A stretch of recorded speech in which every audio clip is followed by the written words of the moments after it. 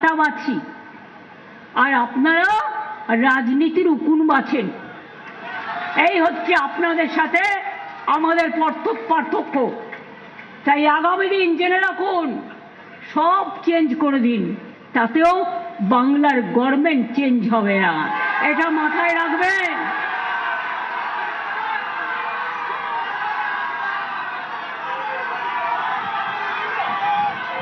কতগুলো ডাকাতকে, গুন্ডা সর্দারকে নিয়ে সেখানে বসিয়েছেন। 1000 টাকা একজন মিটিংয়ে যাবে। এই টাকাটা এইভাবে খরচ না করে গ্যাসে সাবসিডি দিন, পেট্রোলে সাবসিডি দিন, মানুষ বিচার পাবে।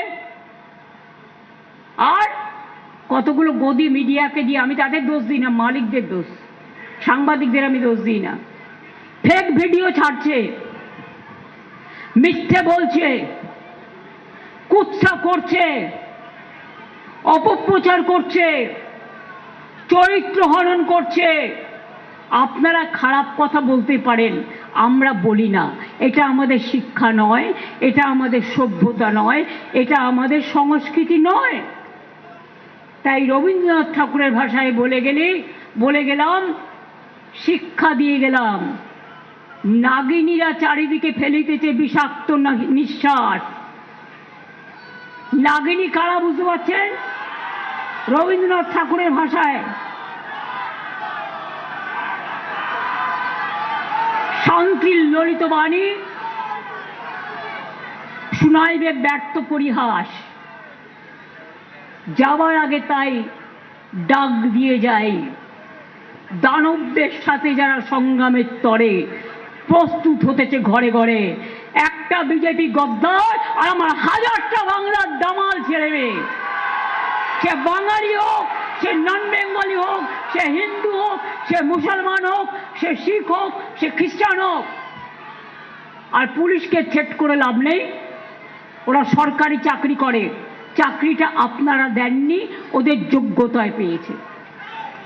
অন্য অফিসারদের সিভিলি হোক আর পুলিশই হোক, থ্রেট করে কোনো লাভ নেই, ওরা নিজেদের যোগ্যতায় করে।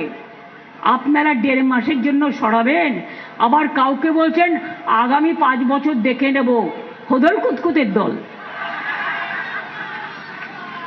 বল তোমরা ঘেচু করবে। এসব করতে আসলে কচুর ঘন্টা খাওয়াবো। আর জানেন তো, কচুর লতি ঠিক মতো রান্না না করলে গলা কুটকুট করে। এখন থেকে তেঁতুল জল রেডি রাখো। আর আমরা যেটা বলি সেটা আমরা করি। সাধারণ মানুষকে বলুন এবার জোট বাঁধুন, সবাই মিলে জোট বাঁধুন, বিজেপিকে বয়কট। টাকা দিলে ভোটটা দেবেন না।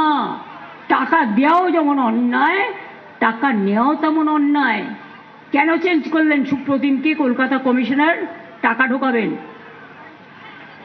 যাতে আপনাদের হাতে হাতে ধরতে না পারে, সেই জন্য হামলা করবেন, যাতে হাতে নাতে ধরতে না পারে, সেই জন্য। আমরাও সজাগ দৃষ্টিতে নজর রাখবো, বাইরের কারা এসে কোন পাড়ায় এসে আস্তানা গড়ছে।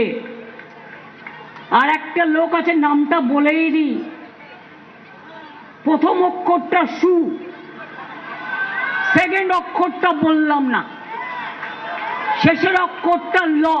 নামে 3টে ওয়ার্ডের, টাইটেলটা বানচাল। আমি বলি অনেক টাকা খেয়েছো, আগে খেতে পেতে না, এখন 1000 কোটি টাকা, লক্ষ লক্ষ কোটি টাকার মালিক হয়েছে। তৃণমূলকে বলছে চোর, আর তোমরা ডাকাতদের সর্দার, জমিদার, বড় ডাকাত। টাকার কোনো শেষ নেই, সারা ভারতে টাকা ঘুরছে। আর বদনাম করছে তৃণমূলের মতো দেশে একটা পার্টি দেখাও, একটা পার্টি দেখাও যারা মানুষের জন্য জীবন দিতে প্রস্তুত। আর তোমাদের অপদার্থ পার্টি, অসৌজন্যমূলক পার্টি, দুরাচারী পার্টি, ব্যারিচারী পার্টি। ভয় না পেলে বলতে পারো কালীঘাটেও অ্যাটাক হবে। আমি বলি করো না। কবে করবে বলো, আমি বসে থাকবো?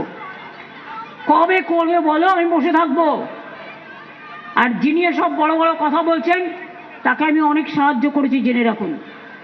আমি পলিটিক্যাল পার্টির ঊর্ধ্বে থেকেও বিপরীত ধর্মী পলিটিক্যাল পার্টিও যখন বিপদে পড়ে আমি সাহায্য করি। এসব গ্যাস খেয়ে গ্যাস বেলুন হবেন না, কারণ এবার কিন্তু স্লোগানটা